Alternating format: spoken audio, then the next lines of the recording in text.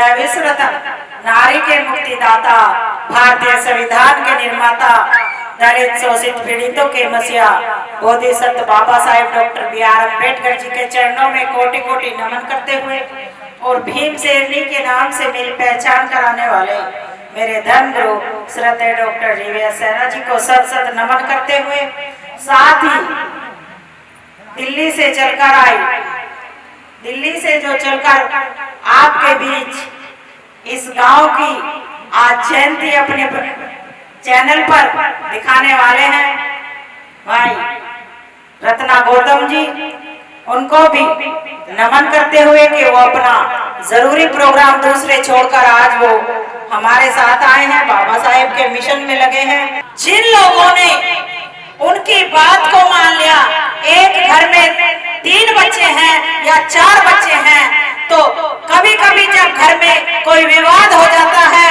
या समाज में कोई विवाद हो जाता है तो एक बच्चा कहता है कि छोड़ दो, झगड़ा नहीं करना चाहिए। एक बच्चा कहता है कि नहीं, मैं तो साले को ठोकूंगा जिसने मुझे पीटा है, ऐसा है नहीं है।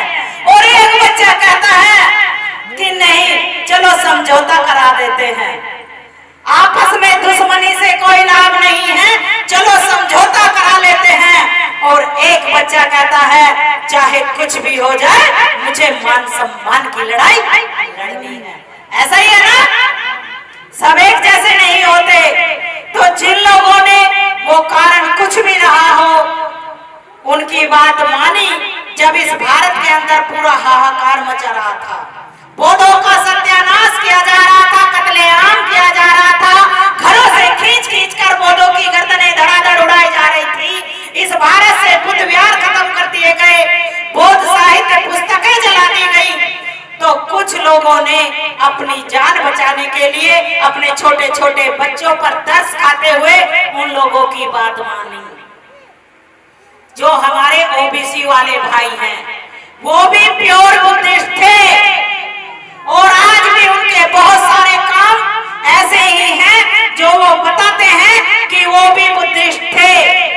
और जिन लोगों ने बात नहीं मानी, जिन लोगों को कहा गया कि चाहे कुछ भी हो जाए, जिन लोगों ने कहा कि हम भगवान बुद्ध का मार्ग नहीं छोड़ेंगे, चाहे तुम कुछ भी करो, और उन्हें कुछ गुलाम भी चाहिए थे, तो मारते भी कब तक, वो मारते मारते थक गए। लेकिन ये इस भारत के मूल निवासी मरते मरते नहीं थके, अपने सर कटवाते कटवाते नहीं थके, तो फिर उन लोगों को बनाया गया गुलाम और उन्हें बनाया गया अछूत। और मनुस्मृति तब लिखी जाती है और फिर हमारे समाज के साथ जब हम अछूत बना दिए गए तो छुआछूत बहुत ऊपर स्तर पर पहुंच गई। अगर यहाँ हमारे समाज के बुजुर्ग बैठे हैं तो आप उनसे पूछ लेना कभी जिक्र करके कि क्या क्या हमारे समाज के साथ होता था और कितना जुल्म, कितना अत्याचार यहाँ मनुस्मृति में हमारे ऊपर हुआ। शिक्षा का द्वार हमारे लिए बंद कर दिया गया, हमारे घर हमसे छीन लिए गए।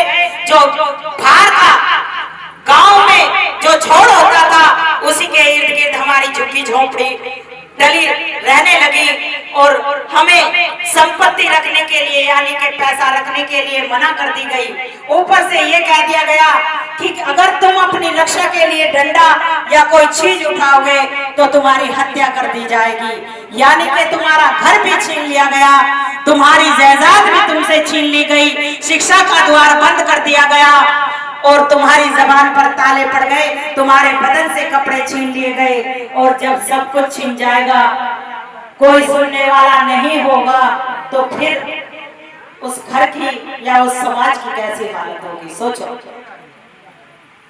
बात यहीं से शुरू होती है कि इस समाज का सब कुछ छीन लिया गया, कोई तुम्हारी सुनने वाला नहीं रहा।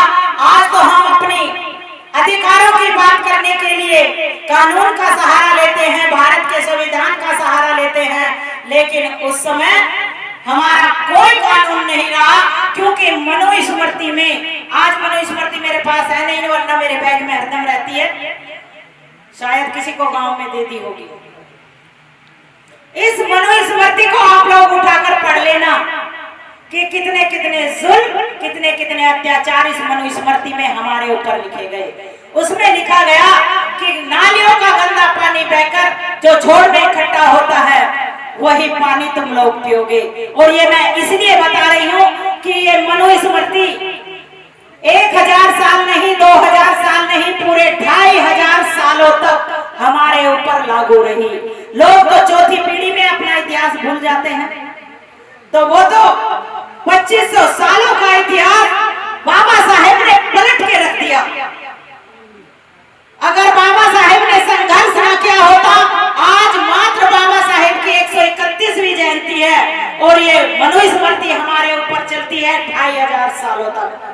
तो अगर 131 साल पहले बाबा साहेब पैदा ना होते, भारत का संविधान ना बनाते, भारत के संविधान को बनाने से पहले वो तुम्हारे लिए लंदन लड़ने नहीं जाते, लंदन में तुम्हें अधिकार ना दिला देते, तो आज भी इस समाज की वही हालत होती जो मनुस्मृति में उस समय 131 साल पहले हुआ करती थी। क्योंकि जो व्यवस्था 2500 सालों में नहीं बदली, तो वो व्यवस्था क्या 100 सालों में बदल जाती? सोचो, अगर बाबा साहेब नहीं आते तो बदल जाती क्या? नहीं बदलती। इसलिए अपना इतिहास जानना बहुत जरूरी है। और बाबा साहेब इस बात को क्या कर गए हैं कि जो कौम या जो लोग अपना इतिहास नहीं जानते वो नया इतिहास रच नहीं सकते या आगे बढ़ नहीं सकते।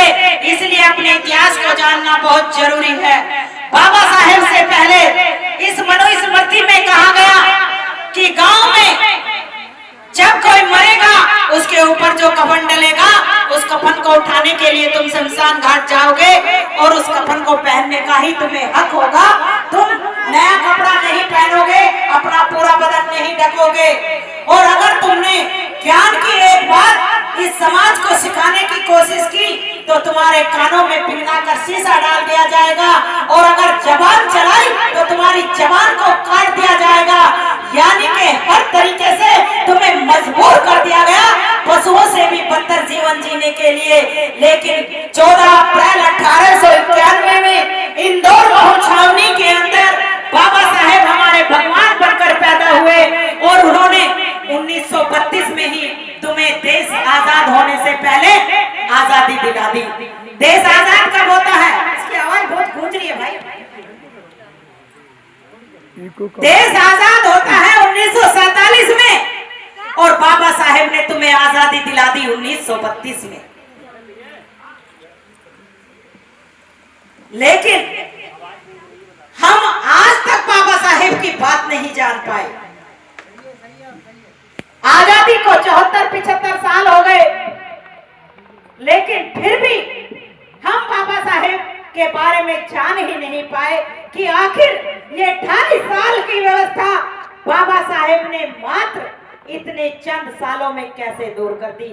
बाबा साहेब 65 साल के थे जब इस दुनिया को छोड़कर 6 दिसंबर की वो काली रात थी जब बाबा साहेब हमें रोता बिलखता छोड़कर इस दुनिया से चले गए। लेकिन जाने से पहले उन्होंने अपने ऊपर जो काम करने का जज्बा अपने अंदर पैदा किया और एक जिम्मेदारी इस समाज को शासक बनाने के लिए वो उन्होंने कर दिखलाई। उसके लिए उन्हें अपने 65 साल में से जब बाबा साहेब स्कूल में जाना शुरू किया तो 5 साल के बाबा साहेब थे, 60 साल बाबा साहेब ने आपको दिए और 60 साल का एक एक पल बाबा साहेब ने आपको दिया। बाबा साहेब कई दिनों तक आपके लिए लिखते पढ़ते रहते थे।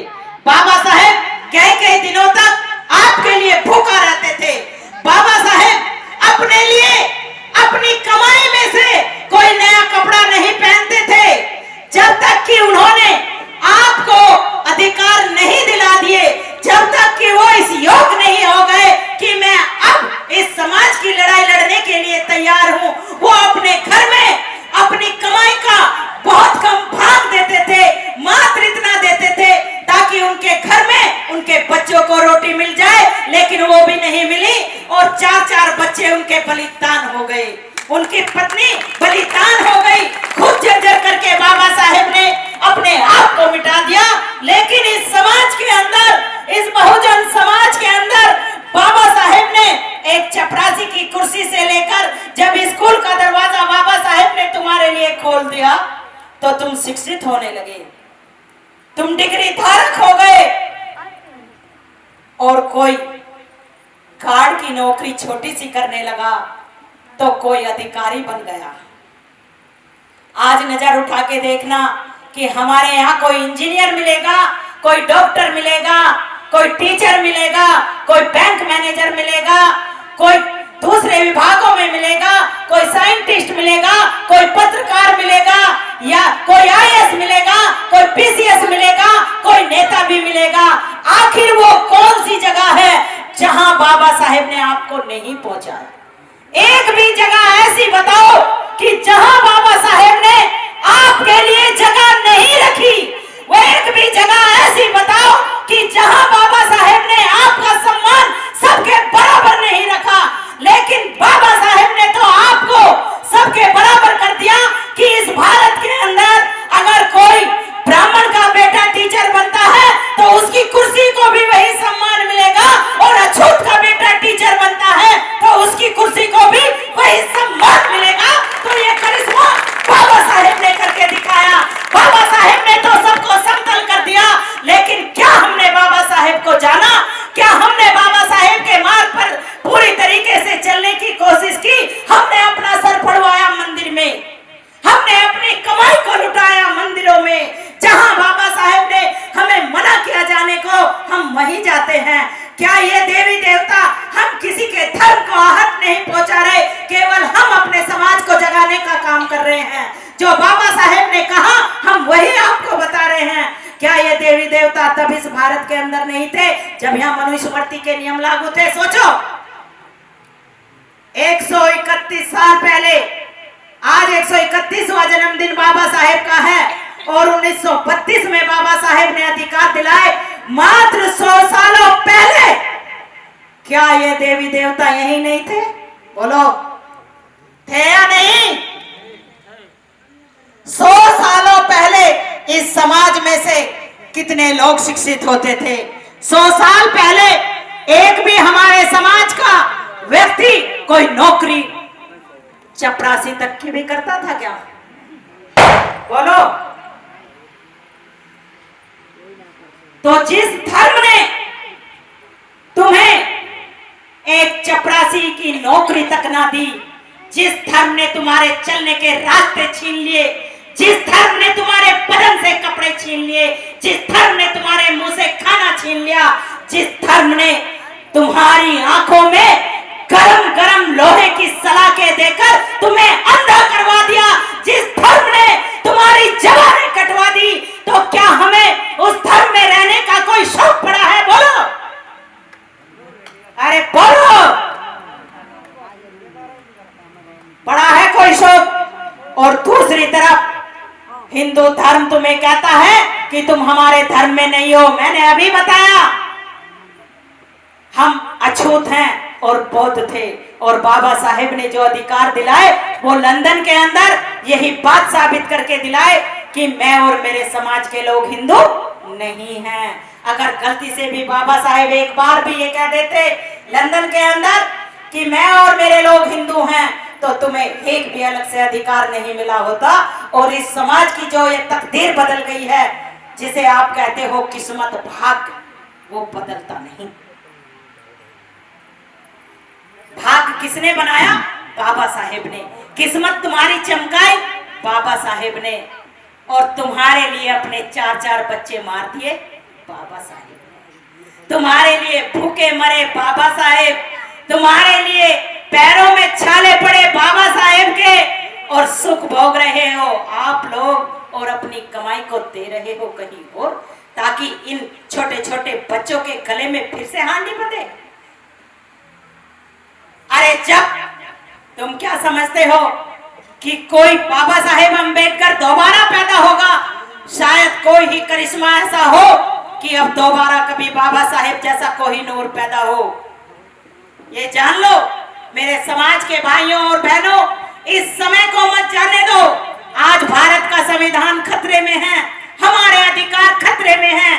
अभी मात्र आजादी के 75 वर्ष हुए हैं और इन लोगों को हमारी ये तरक्की भा नहीं रही है। उनके पेट में दर्द मचता है जब सहरा जी जैसे लोग साइंटिस्ट बनकर बैठते हैं, इनके बेटे आईएएस यानी के डीएम बनकर उस कुर्सी को संभालते हैं, तो जो दूसरे मनुवादी लोग जाते हैं इन्हें सलाम ठोकते हैं तो उनके पेट में दर्द मचता है कि अरे देखो ये वही चाटू है, वही ये चूड़े हैं, वही ये चमार हैं जो दूर से हमारे लिए हाथ जोड़े खड़े रहते थे और आज हमें इन्हें सैल्यूट मारना पड़ रहा है। इसलिए हमें इन्हें वहीं लाना है जहां से डॉक्टर अंबेडकर ने इन्हें ऊपर उठाया है। इसलिए जाग जाओ और तुम्हें भ्रम में डालने के लिए तरह तरह के काल्पनिक देवता तैयार किए गए हैं, इनके चमत्कार बताए गए हैं। किसी में कोई चमत्कार नहीं है, और अगर चमत्कार होता तो सबसे पहले वो अपने देवी देवताओं से बाबा साहेब को ही खत्म करवा देते, ये सोचो। लेकिन कहीं किसी में कोई चमत्कार नहीं है। बाबा साहेब को कितना दुख झेलना पड़ा मैं बता कर जाऊंगी। अगर दूसरे गांवों के लोग भी यहाँ आए हैं तो वो भी अपनी अपनी थोड़ी थोड़ी जिम्मेदारी समझें और अपने लोगों को वहां जगाने का काम करें, क्योंकि जब तक ये हमारा समाज नहीं जागेगा, बहुत महंगी कर दी गई है, वो तुम्हें छीनने के लिए की गई है। नई शिक्षा नीति ला दी गई है, और जो बाबा साहेब ने आरक्षण हमें सरकारी नौकरियों में दिलाया था तो वो सब सरकारी डिपार्टमेंट प्राइवेट कर दिए गए हैं बहुत सारे, और जो बचे हैं उन्हें आगे कर दिया जाएगा। अगर यहाँ आवाज नहीं उठाई तो जो लोग जिनके पास जमीनें नहीं है या जिनका प्राइवेट अच्छा काम नहीं है, जो सरकारी नौकरियां कर रहे हैं, सरकारी नौकरियां अब हमारे बच्चों की लगनी बहुत मुश्किल है। कि अब मेरे समाज की बहन बेटियों की इज्जत पर कोई अगर हाथ डालेगा तो वो इस एक्ट के जरिए सजा का पात्र होगा, और वो बाबा साहेब ने करके दिखाया। अब तुम सम्मान की जिंदगी जीती हो या नहीं जीती हो। बाबा साहेब ने तुम्हें पति की प्रॉपर्टी में हिस्सेदार बना दिया। बाबा साहेब से पहले तुम्हें पैर की जूती समझा जाता था, और कहावत आज भी है, अरे महिला तो पैर की जूती होती है, एक टूट जाए तो दूसरी तैयार है या नहीं है। लेकिन बाबा साहेब ने कहा कि महिलाएं पैर की जूती नहीं है, मैं इन्हें सर का ताज बनाऊंगा और मैं दिखाऊंगा कि इस देश के शासन को एक महिला चला सकती है। और इस देश के अंदर जब बाबा साहेब ने ये भारत का संविधान लिखा तो इस देश की पहली महिला प्रधानमंत्री श्रीमती इंदिरा गांधी बनी, और इस देश को चलाकर दिखाया वो बाबा साहेब की बदौलत चलकर दिखाया। अगर बाबा साहेब महिलाओं को अधिकार न दिलाते तो क्या इंदिरा गांधी इस देश की पीएम बन जाती, बोलो। और हमारे यूपी की 4-4 बार जो हमारी बहन, तुम्हारे समाज की बेटी, तुम्हारी बहन 4-4 बार सीएम बन गई, ये किसकी बदौलत बनी? या देवी देवताओं की? संविधान की बदौलत, बाबा साहेब की बदौलत। इसलिए जो हिंदू धर्म के चलाने वाले ये कहते हैं कि महिलाएं पैर की जूती होती हैं, बाबा साहेब ने कहा कि इन्हीं महिलाओं के चरणों में मैंने पुरुषोत्तम में न झुकाया तो मेरा नाम भी डॉक्टर भीमराव अंबेडकर नहीं। और झुकाया या नहीं झुकाया? बहुत सारे लोग महिलाओं के कदमों में सर झुकाते हैं। जब झुकाते हैं या नहीं झुकाते हैं? जब महिला एक टीचर बन के बैठती है, मैडम जी नमस्कार करते हैं या नहीं? इसकी बदौलत, बाबा साहेब की बदौलत। जब एक महिला नेवी में भर्ती होती है तो बहुत सारे लोग उसे सैल्यूट करते हैं। जब एक महिला आईएएस बनती है, जिले की डीएम बनती है, तो बहुत सारे लोग उसके कदमों में आते हैं। किसकी बदौलत? बाबा साहेब की बदौलत। तो बाबा साहेब ने इनके धर्म की जो प्रथा थी उसे खत्म कर दिया और यहाँ पर महिलाओं का शासन लागू कर दिया। कराया नहीं करा? और ये बेचारी महिला क्या करती? भाई नवरात्रे आ रहे, 9 दिन व्रत रखेंगे शेरों वाली माँ के। अरे अब तो कांवर लेने चलना है क्योंकि भोले बाबा ने बुलाया है। Hello friends, hi everyone, welcome to Rose cinema. Rose cinema पे आपका स्वागत है, जहां आपको देखने को मिलेगा roasting, hosting, action, comedy, suspense, sting. untold story. हमारे चैनल रोज सिनेमा को Like शेयर and subscribe करना मत मत भूलिएगा। भूलिए। मैं गौतम रत्ना आपका बहुजन फिल्म प्रोडक्शन में स्वागत करता हूं और आप हमारे प्रोडक्शन हाउस के अंदर अपना कैरियर बना सकते हैं as a film director, as a producer and actor and actress and editor and cinematographer also. अगर आपको फिल्म से रिलेटेड कुछ भी प्रोजेक्ट आपको बनवाना है तो हमारे पास में पूरा सेटअप है, जिसमें फिल्म कैमरा है, शूटिंग लाइट्स है और एडिटिंग है। सारा A to Z एक ही जगह पर आपको हमारे यहाँ पर मिल जाएगा। तो दोस्तों, आप हमें कांटेक्ट कर सकते हैं हमारे नंबर्स पर 9810085714 और 8510005714। हमारे वेबसाइट भी विजिट कर सकते हैं www.filmserviceindia.com और हमें मेल भी कर सकते हैं gautamfilmsproduction@gmail.com पर। धन्यवाद।